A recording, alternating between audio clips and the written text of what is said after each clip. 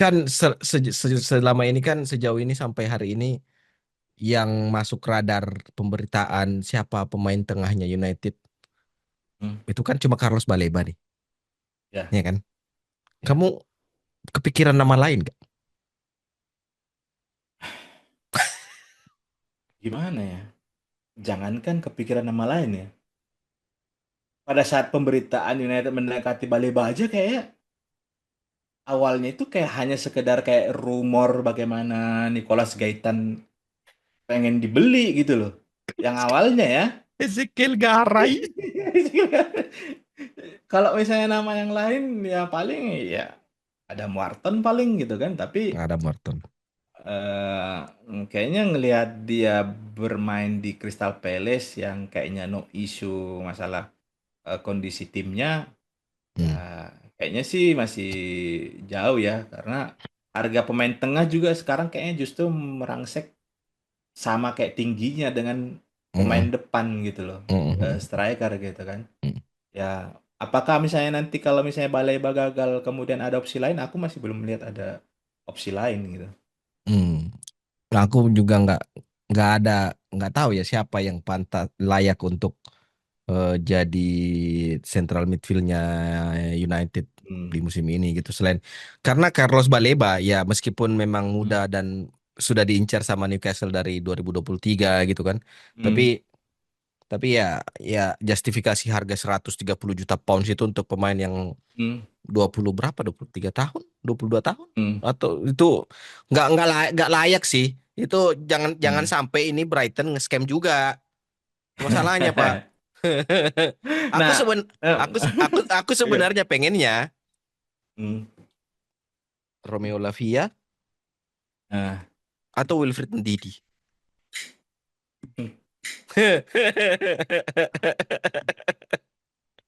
Wilfried Ndidi itu juga apa ya? Sempat juga muncul di timelineku gitu kan. Hmm. Tapi ngelihat Wilfried Ndidi kayaknya kalau 5 tahun lalu kita bicarain hanya sekedar rumor kayaknya masih masih make sense gitu. Kalau Eh sekarang kalau ngeliat sedang sekarang sudah enggak sih gitu kan. iya iya iya Udah enggak sih gitu. Udah udah agak outdate aja kayaknya outdated gitu. ya iya iya Nah, iya iya.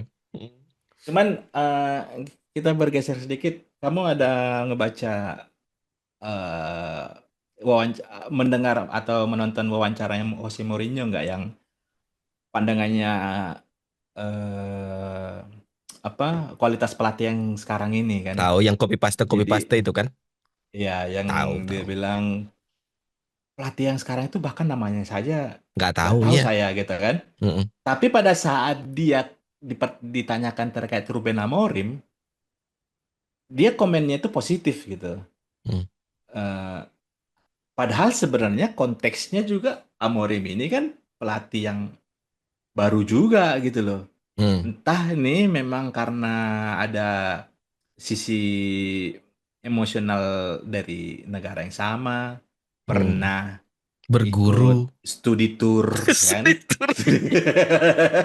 ya kan, entah studi tour gitu kan, Ya ya. atau mungkin memang sisi emosionalnya Mourinho ke United itu masih ada gitu, sehingga Nah, jaga perasaan gitu loh. Nah, aku kok ngelihatnya lebih ke jaga perasaan ini bapak satu ini gitu loh.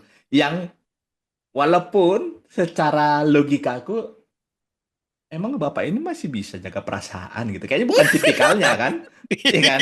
Kayaknya bukan tipikalnya gitu iya loh. iya iya. Tapi melihat komennya di awal terkait pelatih-pelatih yang sekarang ini kok Mm. kayak langsung berubah gitu 180 derajat pada saat Mm. ngomongin Amorim gitu. Kalau Mm-mm. kamu ada pandangan nggak terkait itu?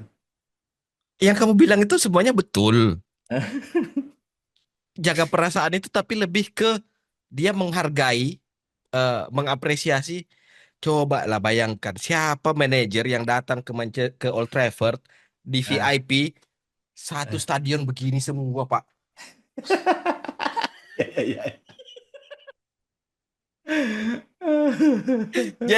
Jadi ada mutual respect antara fans Manchester Hmm. United dengan Hmm. seorang Jose Mourinho.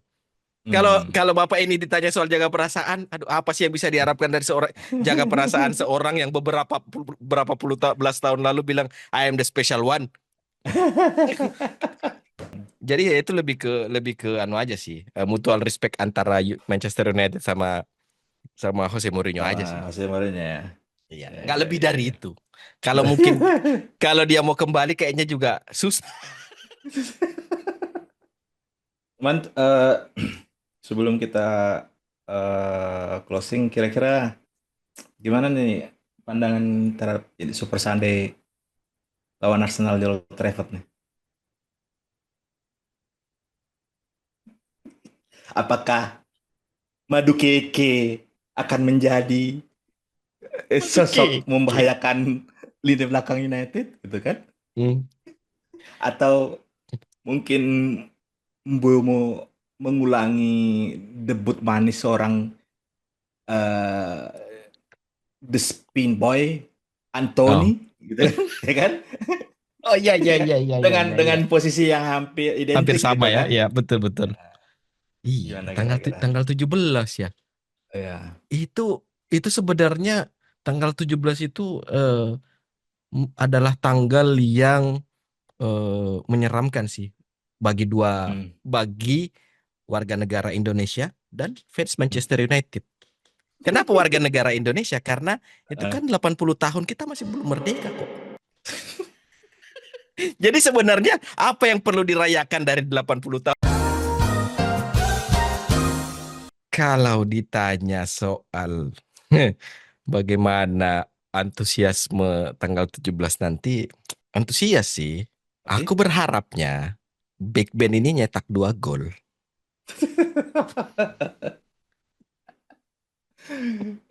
Eh, memang memang Feeling-feelingnya pertandingan tuh ke situ.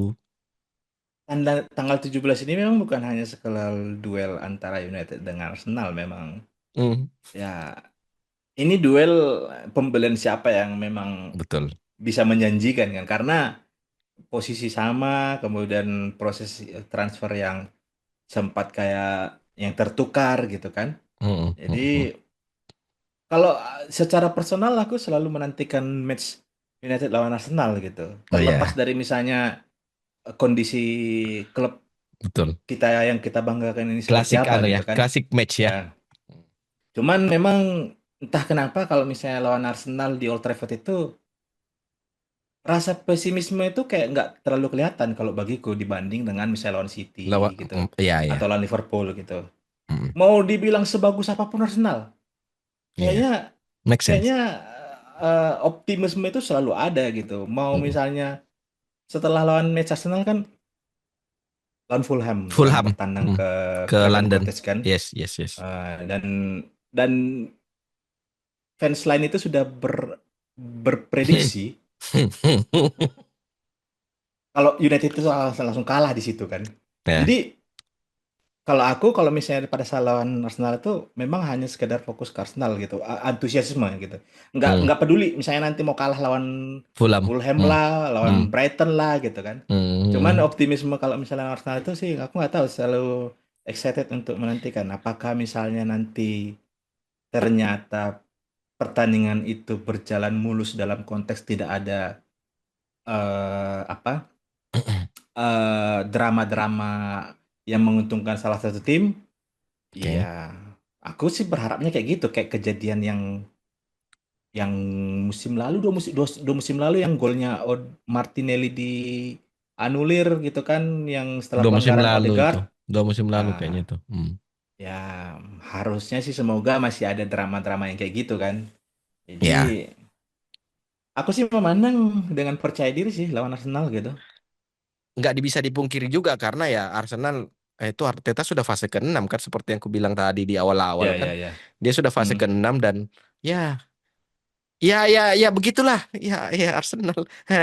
Gyökeres itu nanti anu Adi Bayor.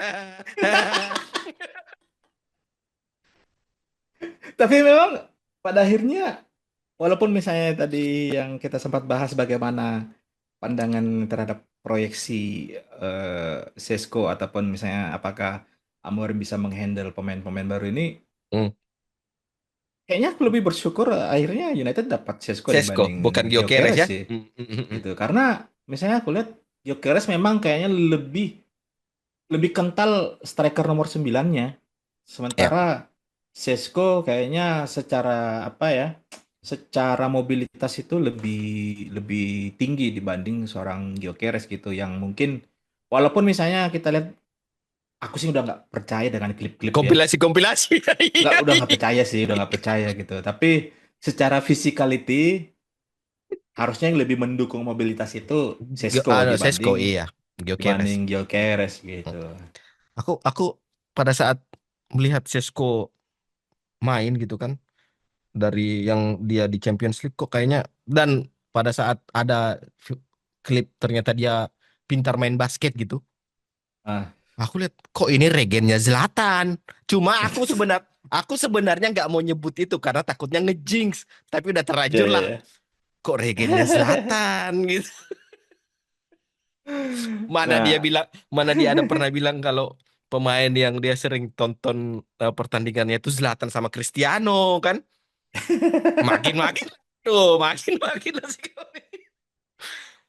Cuma aku masih masih sedikit eh, tanda tanya dari Gyökeres ini loh. hmm, Santer diberitakan mau ke United kan. hmm, Media juga menggembor-gemborkan dia karena ada kedekatan dengan Ruben Amorim. Tapi hmm, kemudian kayaknya kalau nggak salah Amorim ada pernah bilang soal Gyökeres gitu. Aku lupa persisnya seperti apa dan secara tersirat dia bilang kalau intinya Gyökeres itu nggak cocok di United gitu. Aku sampai hmm, berpikir gitu. hmm, Apa kira-kira yang sudah dilihat sama Amorim hmm, yang menurutnya hmm, Gyökeres ini nggak cocok di United, padahal sistemnya dia tuh hampir sama gitu loh. Itu sampai sampai sampai sampai aku masih berpikir apakah karena Amorim tahu pressure bermain di United itu terlalu besar hmm, sampai ya, Gyökeres itu nggak bisa menghandle pressure itu karena personalitinya yang mungkin berbeda gitu, hmm, atau karena eh, kultur Premier League secara satu kesatuan itu hmm, berbeda dengan eh, Portugal. Nggak, hmm, aku nggak tahu. Aku belum menemukan jawabannya apa kira-kira yang bisa hmm. apa yang bikin Amorim switch gitu, nggak jadi mengincar Gyökeres. Kalau menurutku Amorim itu masih menyadari kalau misalnya sistem yang dia dibawa ke United ini 10 atau 9 pemain yang lain itu belum bisa maksimal menjalankan taktiknya bagaimana untuk naik turun yang seimbang gitu untuk menjaga struktur sehingga tidak akan bisa mengakomodir kalau Gyökeres atau satu pemain yang di mana pada saat dia di Sporting itu pemainnya Amorim tuh dari belakang ke tengah sudah ada chemistry gitu. Jadi Eh, perannya misalnya Gyökeres untuk mengimbangi naik turun atau melakukan apa counter pressing itu tidak akan terlalu kelihatan minusnya Gyökeres itu. Sementara di United dituntut 11 pemain itu memang harus bisa ini bisa apa mendeliver taktiknya gitu. Sementara yang kondisi sekarang mungkin Amorim belum bisa ngelihat 9 field player itu bisa sanggup semua gitu. Jadi yang di depan harus dia punya pemain yang bisa naik turun juga, yang bisa memerankan false nine ataupun misalnya dua nomor 10 gitu ataupun misalnya nomor 9-nya itu masih mau mundur gitu. Jadi melihat dari karakteristik Gyökeres yang memang menjadi satu sosok yang di Sporting bisa di allowance nggak perlu kayak gen pressing lah misalnya ataupun misalnya ngejar bola lari-lari terus itu tertutupi dengan 9 pemainnya Sporting yang lain sih kalau menurutku gitu. Karena memang hmm, sudah terbentuk bukan satu musim dua musim kan iya, dia di sana. iya, iya. Gitu. Itu sih kalau menurutku. Nah, bagaimana dengan Sesko? Maksudnya kan Sesko notabene artinya kan Sesko ini orang baru dan Ya. atribut apa yang dilihat sama Amorim? Hmm. Karena nggak mungkin juga kan Vivel, Omar Berada, Ya. Wilcox itu membeli Hmm. Sesko tanpa lampu hijau dari Amorim kan? I mean Ya, ya. nggak mungkin kan mereka tiba-tiba nih ada pemain nih pakai. Kayak gitu kan? Hmm. Nggak mungkin juga kayaknya kayak gitu. Ya. Apa Apa sih kira-kira Bang? yang ya, kalau secara kasat mata lah kamu, menurutmu yang kamu lihat Atributnya yang atribut apa bikin yang ini ya. di mm-mm, mm-mm. Hmm, apa ya? Nggak tahu juga sih apakah memang itu yang available di market yang sesuai dengan yang sesuai dengan rencana jangka panjang United gitu. Tapi pada akhirnya misalnya aku malah kayak melihat selain dari misalnya Omar Berada mau membuat United kayak City itu, pada akhirnya kayaknya strategi bisnisnya Todd Boehly itu yang membeli semua pemain, menseleksi pada saat main di klubnya, bukan misalnya melihat seleksi di Di klub klub lamanya gitu. awalnya ya ya. Ya. Beli dulu semua gitu kan, beli beli beli Ya. apa yang ada beli. Nanti kalau misalnya Cuman ada yang trafficking memang itu klub. cuman secara atribut mungkin yang misalnya bisa menjadi striker nomor 9, punya bisa heading, punya fisik tinggi, punya Hmm. kecepatan, punya shooting apa lah ya, nggak memble kayak Hoylund tuh kan sebenarnya syutingnya gimana ya? Awal-awal kan menjanjikan dia kan di luar Iya, kotak penalti caping bola nggak yang iya, menipu dengan kaki kiri tiba-tiba pakai kanan gitu kan. iya. Habis itu langsung gimana lah gitu ya. Semoga misalnya ini memang bukan bukan scam dari Bundesliga Mart gitu. Tapi kalau misalnya kita lihat dari atribut physicality-nya harusnya lebih mobile sih dibanding Gyökeres kalau menurutku gitu. Hmm. Terus kan kamu waktu sebelum kita taping hari ini tanggal 11 Agustus itu kan beberapa hari yang lalu kamu bilang kamu lagi riset-riset striker-striker Hmm. yang pernah bermain di Manchester United post Sir Nah, Alex Ferguson gitu. ya. Dan akhirnya aku cari-cari juga kan karena kepikiran Hmm. eh, sampai aku lihat-lihat itu kan. Kok Hmm. ternyata Hmm. selama ini tuh United itu selalu ada striker Hmm. nomor 9-nya Ya. Hmm. dan nggak bisa dibilang kita nggak bisa menafikan juga bahwa itu itu work gitu selama mereka bermain di Hmm. United. Bahkan Edinson Cavani Hmm. Hmm. 19 gol loh secara total. Itu sampai aku sampai hah? Cavani 19 gol. Satu-satunya nomor 9 yang gagal itu kalau nggak salah Falcao ya cuma 5 gol. Ya, Falcao ya. Iya, iya kan? Iya Dan benar-benar setelah pembelian Van Persie itu baru muncul Falcao di zamannya Van Gaal. LVG. Iya. Iya. Jadi Iya. sebenarnya kalau misalnya dari daftar transfer strikernya United di setelah pasca Sir Alex ya, Mm. di atas kertas memang yang sukses itu yang bisa memberikan impact masih bertahan nama seorang Robin van Persie gitu. Iya, iya, iya. Kalau misalnya nama Cavani itu kita harus akuin lah di zaman COVID itu memang bagaimana nih? Itu kan zaman COVID kan yang Zaman COVID ya. gimana seorang Edison Cavani bisa mencetak dari hampir setengah lapangan gitu kan. Iya, Ya iya.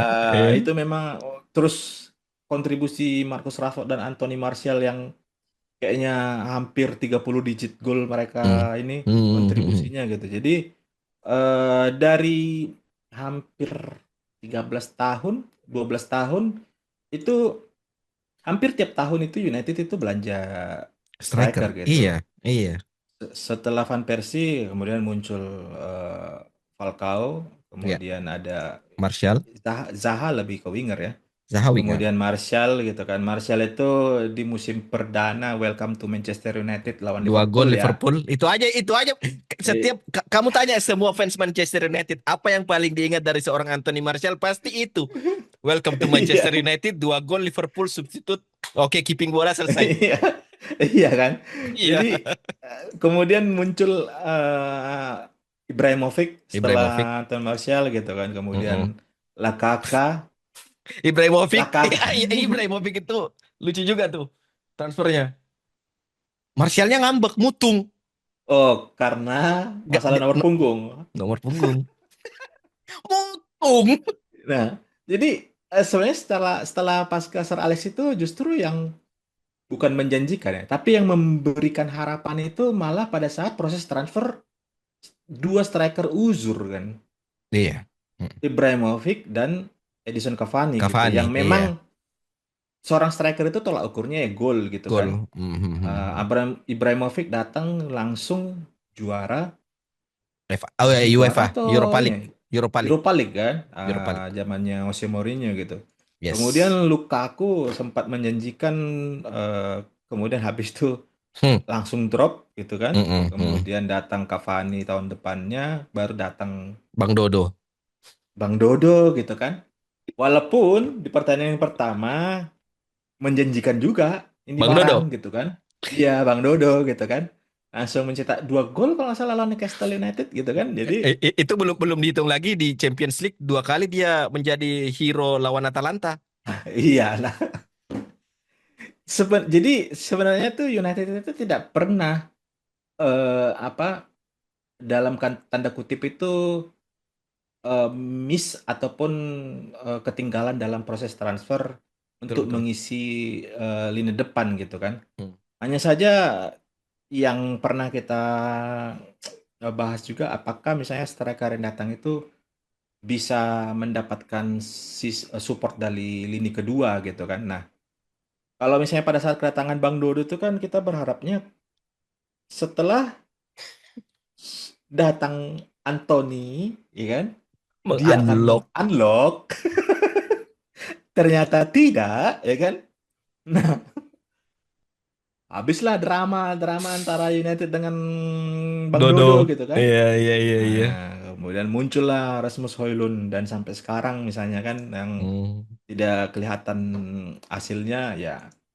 Semoga misalnya dengan kayaknya baru musim ini yang seingatku yang betul-betul lini depan itu kayak Proper. dispesialkan gitu, ya Iya kan? iya iya. Ya, proper gitu. Kalau sebelumnya kan misalnya hanya satu kan, Betul betul betul. datang satu gitu. Kalau sekarang kan, eh, bisa kita bilang trio itu kayak harusnya pastinya itu ya, Harus ada chemistry-nya sejak awal nih trio nih kalau misalnya ah, striker udah ini kayak gini nih. ya, dan memang pemain baru semua gitu untuk di Pemain depan baru itu semua. kan. Iya Nah, iya. jadi, eh, apakah memang dengan pola yang di 2025 ini yang berbeda dibanding sebelumnya hanya satu-satu pemain gitu yang dibeli bisa memberikan impact ya, semoga aja gitu, apalagi kamu bilang Bomo tuh kayaknya kayaknya kayak agak sulit gitu melihat Bomo bisa, apa ya, kayak sepasif Anthony kan. Anthony Anthony kan Susah. muter-muter bola mundur ke belakang gitu kan, Iya. muter-muter bola mundur ke belakang Iya gitu. iya. Ya, aku nggak tahu kira-kira menurutmu faktor apa yang bisa membuat Mbeumo nanti jadi tidak perform kira-kira. Afcon. Itu Afcon musim depan habis itu skuad, Pak. Benar juga gitu. Tapi ya, jadi mungkin itu menjadi salah satu harus menjadi bahan pertimbangan Amorim, jangan sampai melepas pemain yang ada saat ini gitu. Maksudnya, Iya. konteks Rasmus Højlund ya gitu. Jadi, Iya iya iya. Garnacho, Sancho kayaknya itu udah Udah itu udah nggak udah dianggap karena lewat itu. Garnacho Sancho adalah pemain yang ngaco ya. Jadi, Karena Cho Sancho adalah pemain yang ngaco. Masuk juga. jadi, mungkin biasanya kamu pasti bisa menilai kalau misalnya skeptisku atau pesimismeku kalau pemain-pemain baru United itu sangat kental gitu. Tapi kalau misalnya musim ini Hmm. ngelihat, trio depannya yang memang kayak dispesialkan dalam, bursa transfer ya, Hmm. semoga misalnya 80 atau 70% bisa memberikan keyakinan bisa tampil perform sih. Semoga aja karena kalau untuk menjawab pertanyaanmu apa yang bikin Mbomo tuh nggak perform kayaknya eh, nggak ada sih. Kalau misalnya kita lihat performanya Mbomo dari beberapa musim dia anu ya di Brentford ya, Hmm, eh, yang dia straightforward, nggak hmm, aneh-aneh dan hmm, yang paling membedakan itu kan shape-nya dia kan. hmm. Nyik. Itu sering dilupakan, sering luput sama orang-orang tuh. Tapi ya Torres saja mengakui loh.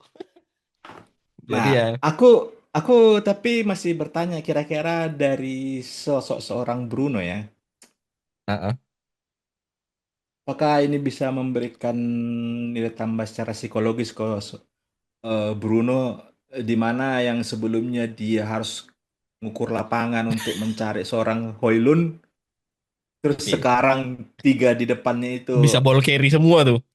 iya ya kan, Hmm. setidaknya setidaknya Setidaknya. sampai saat ini gitu kan. Iya. Ya, jadi semoga aja misalnya dengan komitmennya yang beberapa bulan lalu sempat memutuskan tidak menerima pinangan dari Arab Hmm. bisa terbayarkan gitu Mm-mm. di musim ini karena ya walaupun misalnya pada awalnya aku sempat mending diterima aja tawaran 150 juta Hmm. itu gitu karena Iya. usianya Bruno juga kayaknya sudah tinggal 1 atau 2 tahun lagi maksimal tampil di Mm-mm. performa tertinggi gitu. Jadi semoga sih misalnya kedatangan tiga pemain depan ini bisa memberikan apa ya efek Moral boost. psikologi ke Hmm. Bruno gitu ya untuk Iya. performanya bisa tetap bertahan gitu. Ya, semoga aja sih, semoga aja karena kan kalau misalnya kita lihat proyeksi formasinya itu kan 3-4 Bruno di dua tengah itu kan. Dan Hmm. aku kayaknya pernah bilang di episode-episode sebelumnya itu kalau posisi aslinya Bruno pada saat dia masih di Udinese sama Sporting itu ya memang di Hmm. central midfield itu gitu, ruang Hmm. ruang operasinya lebih ke mendikte permainan bukan yang ngukur lapangan karena memang Ya visinya ya. dia itu di atas rata-rata visi pemain lain. Hmm. Jadi Hmm. Hmm. itu sih yang bikin cuma jangan sampai aja dia iri sama John Stones. Hmm? John Stones Kenapa? pindah kan?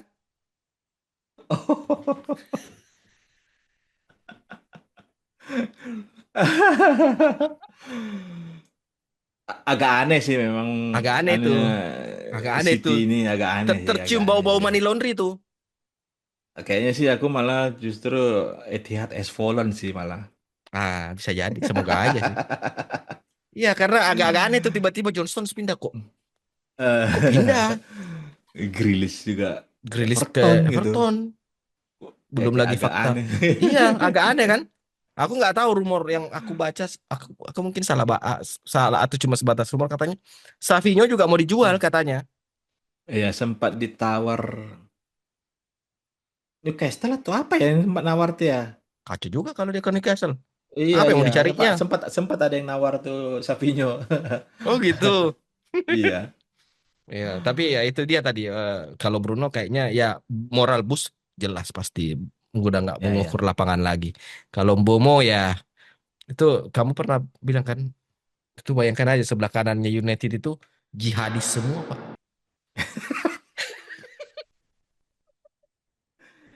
Iya iya kita sampai sempat melupakan sosok Nusair, Pak Ustaz. Ustadz ya. Semoga saja memang semakin banyaknya apa imam-imam yang hadir Itu di dia, Old Trafford bisa itu dia. memberikan apa ya, bisa menyebarkan jadi yang lain itu rajin apa puasa sunnah Iya, Senin Kamis kan. Karena pada saat bulan puasa kan harus eh tetap fisik kan, prima kan. iya malah jago-jagonya tuh Mas Itu, Rawi kan. Jadi itu ya dia. saf kanan itu udah diamankan lah kan, Aman, saf saf kanan kanan tuh kan. aman. Ya, Hmm, tinggal saf kiri aja nih kira-kira. itu dia. Kadang overlappingnya Patrick Dorgu aku lihat safnya itu melewati Imam gitu. Jadi kadang nggak, kadang kamu perhatikan kalau lawan Bournemouth itu dia, loh kok dia di kanan gitu kan? Kok dia dapat di Anjir, kosong tuh? Sabtu melewati imam tidak sah. Itu dia kan. Jadi jangan sampai nanti ini saf kiri ini nggak seimbang ini barang Aduh, gitu kan. Apalagi apalagi kita belum tahu left center back ini siapa nanti kan.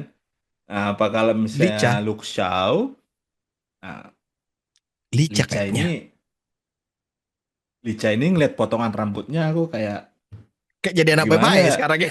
Eh, iya gitu. Saking lamanya cedera jadi kayak kita sudah Nggak eh ingat lagi nggak ngeh beringasnya kalau Lica itu misalnya kayak gimana. Ih, iya. Iya. Jadi Tapi ya semoga aja sisi kiri itu jangan nggak sampai melewati lah. imam ya. Iya, Sisi gitu. kiri nggak melewati. Bahaya kan.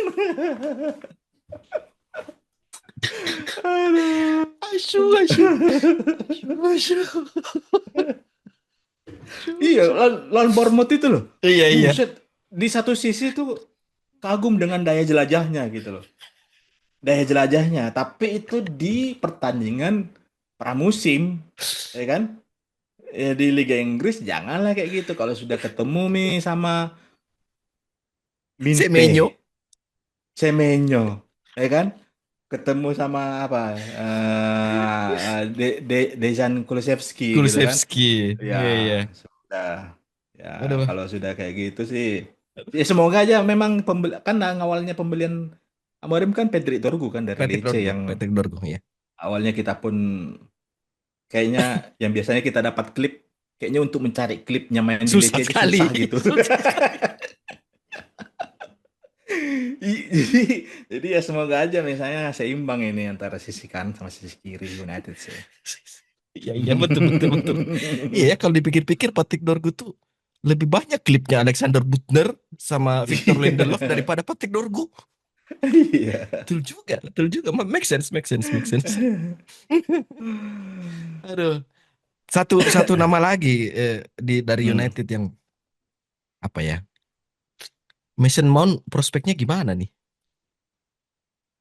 entahlah ya kayaknya ini sih tergantung dari Amorim seberapa jauh dia memberikan kesempatan karena kalau aku lihat di pramusim kebiasaannya di musim lalu yang sering kehilangan bola Masih. kayak kayak nggak konsentrasi gitu di pertandingan tuh kayak masih terjadi Mm-mm, gitu. mm-mm. Jadi kayak aku sih nggak terlalu ada misalnya Ekspektasi eh ke Mason ekspektasi Mount. ke Mason Mount gitu. Mm. Jujur kalau misalnya secara pemain yang bikin aku bikin misalnya menantikan laga United di musim baru ini selain dari pemain baru ya mungkin banyak yang lupa gitu. Mainu. Bukan Kapten Harry Maguire. Oh, Jadi jadi Big ini Age. pemain ini pemain mungkin kita sudah sering lah mention gitu bagaimana mentalitasnya ya. Iya, iya, Kayaknya iya. nggak semua pemain bisa melewati masa-masa kayak gitu, apalagi Betul, dia betul, dari pemain Inggris gitu kan. betul, betul, Jadi betul. kredit ke Harry Maguire itu sih yang jadi bikin aku misalnya kira-kira dia masih bisa perform nggak nanti di musim depan. Semoga aja Hmm, masih jadi pilihan utama gitu dengan semoga. melihat performa musim lalu sih tidak banyak yang perlu dikritisi dari dia kan. Mm-mm, Jadi mm-mm. Harry Maguire menjadi salah satu yang bisa membuat harapan lah di Solid lini ya di belakang ya. ya di belakang bersama Delih gitu. Iya, betul, betul. Harry Maguire dan Lee satunya Pak Ustaz. Iya iya. Satunya Pak Ustaz, di depannya Hmm. marbot masjid, di depannya lagi. Yang aku belum perhatikan kira-kira jidatnya Mbokmu sudah ada hitam-hitamnya belum gitu. Aku Kalau tuh, Ahmad sudah ada, amat ya tuh kan? sudah ada. Aku tuh Ya bingungnya sudah tuh, ada. betulan kasih kawan ini. Kok orang-orang bilang kayak gitu? Aku Yang tuh nggak mana? tahu loh. Aku nggak tahu Eh, loh. Aku cuma mengikuti apa yang orang katakan. eh, Kalau apa? si Brian ini Eh. jamaah masjid Sebenarnya kalau dari penampilan emang sudah mendukung kan? mendukung. Iya, sudah mendukung emang. Iya, makanya aku juga Tinggal bingung. misalnya, coba kamu bayangkan aja pakai jubah putih, kemudian pakai peci setengah gitu kepala, udah cocok sekali itu dengan jenggotnya kan. Itu dia. Orang-orang kok bilang bapak Hmm. ini jemaah masjid gitu kan? Tapi nggak pernah juga aku. Jadi, jadi kalau misalnya untuk pertandingan Super Sunday nanti, eh, apakah akan skor tipis atau misalnya akan ada satu tim yang mungkin keselip dengan skor skor besar? Super Sunday besok United Arsenal. Ya. Terakhir kita sama United sama Arsenal tuh berapa? 2-2 atau 3-2 ya skor terakhir tuh. Kalau nggak salah sih Yang di Arsenal tuh seri. yang di Arsenal seri yang di Old Trafford kalah Hmm. kita ya kayaknya 2-3 ya. Kalau Iya. nggak salah. Kalau nggak salah ya. Hmm. Ah, eh, menang sih 2-0. CS:GO 2 ya. CS:GO 2, Big Ben 2. Nah, Yang kok ngasih aku asis malah tuh, misalnya, ah, Hah? kenapa? Kalau aku prediksinya malah Kunya yang akan Oh, ini, yang akan misalnya ada kontribusi golnya. oh ya. Kalau kalau secara anu ya, secara secara performa musim lalu ya, Hmm. nggak bisa dianggap remeh sih dua dua pemain di belakangnya Big Ben ini. Jadi ya, Oh, ya ya jadi ya ya. Pak Pak Pak Uncle Brian sama krunya ini semuanya bisa berpotensi ngasih kejutan. Mungkin yang kurang Oh, beradaptasi cuma Big Ben aja. Jadi ya ya ya ya. kita berharapnya Big Ben cetak 2 gol, tapi nggak menutup kemungkinan kayaknya ya satu dari dua pemain ini Hmm.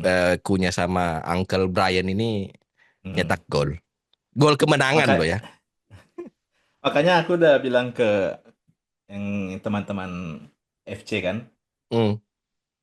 itu Mbeumo itu yang kalian nggak lihat itu dia sudah menyiapkan finesse shot sih dari luar kotak penalti gitu. Jadi siap-siap aja kena finesse kan, Iya, sama Mbeumo, ya, ke pojok kanannya ada Peter Raya gitu. iya itu dia.